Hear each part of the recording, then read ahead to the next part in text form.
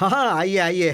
क्या बात है, हम सबको यहाँ अचानक बुला लिया, कोई खास बात है? अरे कुछ नहीं नानी, कल अच्छा दिन है। मैंने आपके बच्चे के साथ अपनी बहन की मंगनी की तैयारी कर ली है और इसीलिए आज रात खाना खाकर आप सबको यहीं रहना होगा। तो कल सुबह हम लोग कार्यक्रम शुरू कर देंगे। अब भाई साहब इतनी इस मामले में तुम कुछ भी मत कहो। तुमसे पूछूंगा तो तुम बोलोगे अपने भाइयों की शादी के बाद करूंगा, और तब तक तो मेरी बहन बूढ़ी हो जाएगी। सही कह रहा हूँ ना?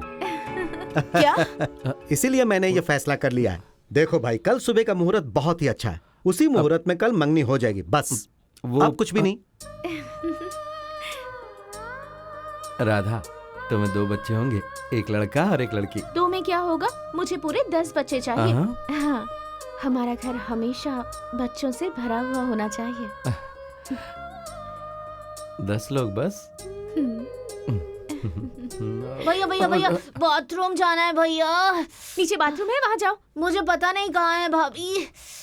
नीचे जाकर ढूंढ लो, मिल जाएगा तुम्हें। भैया भैया भैया, बहुत जोर की लगी है भैया, चलो ना भैया प्लीज। हो परेशान मत करो, जाओ यहाँ से। तुम रुको राधा, चल मैं चलता, आजा।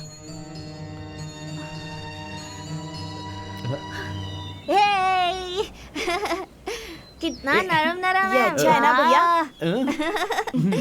वाह, मजा आ गया। ये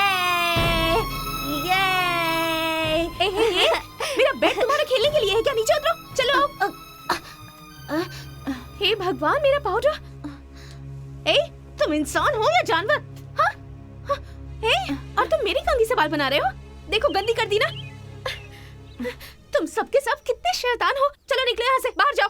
राधा, अरे क्या हुआ? देखिए ना, मेरे बेड की क्या हालत कर दी है, और मेरा पाउडर एसेंस पूरा बर्बाद कर दिया इन लोगों ने।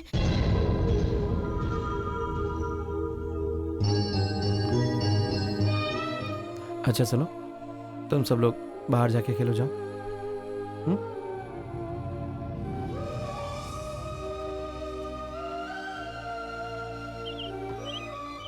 अच्छा बहन, एक बात बताओ, क्या वो तुम्हें तंग कर रहे हैं? तंग नहीं कर रहे हैं भैया, मैं तो उनसे परेशान हो चुकी हूँ। शादी से पहले मुझे किसी भी तरह उन तीनों को किसी भी तरह हॉस्टल में डालना ही होगा भैया, तभी मैं शांति से रह पाऊंगी।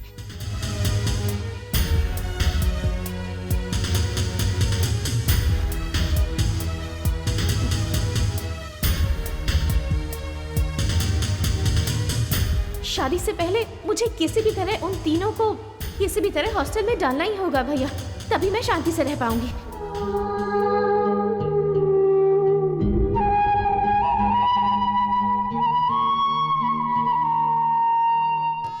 वो मुझे दीजिए।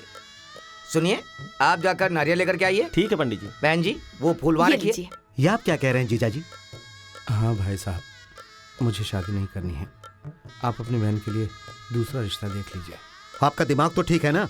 या आप अनजाने में बोल रहे हैं या जानबूझकर? बताइए, मेरी बहन में क्या कमी है? ये सोचा था कि मेरी होने वाली बीवी मेरे परिवार को जोड़ कर रखेगी, लेकिन वो तो शादी से पहले ही मेरे परिवार को तोड़ने की कोशिश कर रही है। इसमें उसकी क्या गलती है जीजा जी? देखिए जीजा जी, कोई भी लड़की शादी के बाद अपने पति के साथ खुश रहना चाहती है। उसने कहा कि वो तुम्हारे भाइयों को हॉस्टल में छोड़ देगी, सड़क पर छोड़ देगी, ऐसा तो नहीं कहा ना?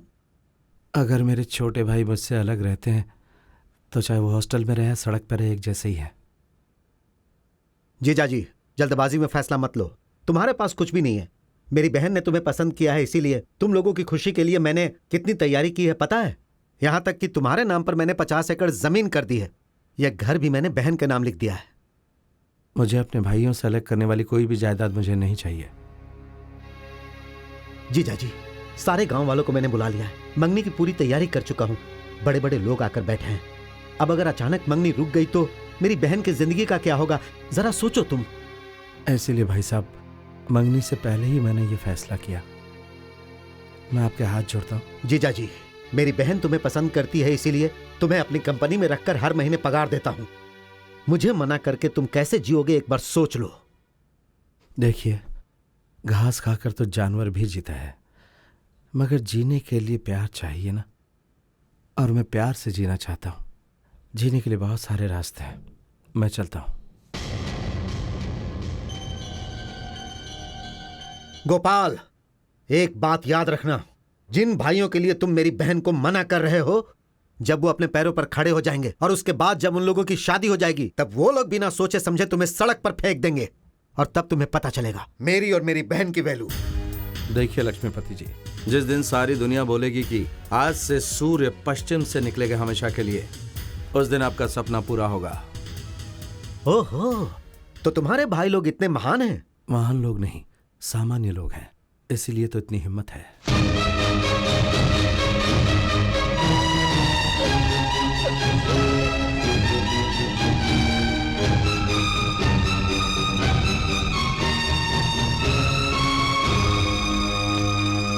ये कपड़ा छोटा है जी, सिर्फ 3 ही शर्ट बनेगा। ठीक है, मुझे नहीं चाहिए, मेरे भाइयों के लिए सिल दो, ठीक है ना? आपके भाइयों से मिले बहुत दिन हो गए, उनके तो नाम भी भूल गया हूँ। बड़े का नाम है मधु, दूसरे का नाम गोपी और तीसरे का नाम है शेखर। शेखर शहर में डॉक्टर की पढ़ाई कर रहा है। दूसरे नंबर वाला गोपी इंस्पेक्टर की नौकरी में सेलेक्ट हो गया है, हैदराबाद में ट्रेनिंग ले रहा है। और पहले वाला होटल में काम कर रहा है। पढ़ाई में उसका मन नहीं लगता, लेकिन वो सारा काम जानता है, कभी खाली नहीं बैठता, कुछ न कुछ करता ही रहता है। अच्छा वो सब छोड़ो, कपड़े की थोड़ी लंबी सिलाई करो। हाँ, अरे बढ़ते बच्चे हैं। अरे अब कितना बढ़ेंगे जी, अब तो वो लोग बड़े हो गए बस हैं। बस बहुत हो गया। उन लोगों की उम्र जानते हो तुम, तो उनकी उम्र से तुम्हें क्या लेना देना। नजर लगा दोगे। जैसा कहता हूँ वैसा करो, थोड़ा लंबा सिल दो। हाँ ठीक है।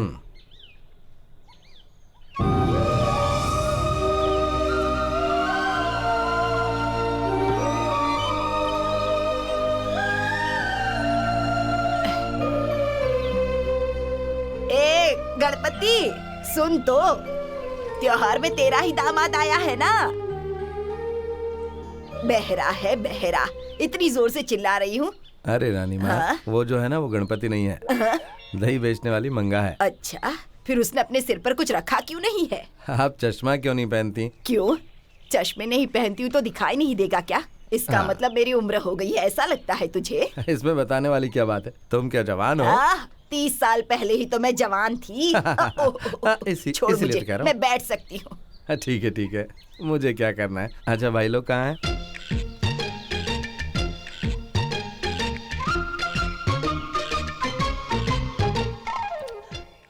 भैया ड्रेस बहुत अच्छा है ना? नहीं नहीं, अच्छा कैसे लग सकता है, बहुत लंबी हो गई शर्ट। बेचारे टेलर ने मुझे बोला था, लेकिन मैंने ही नहीं सुनी।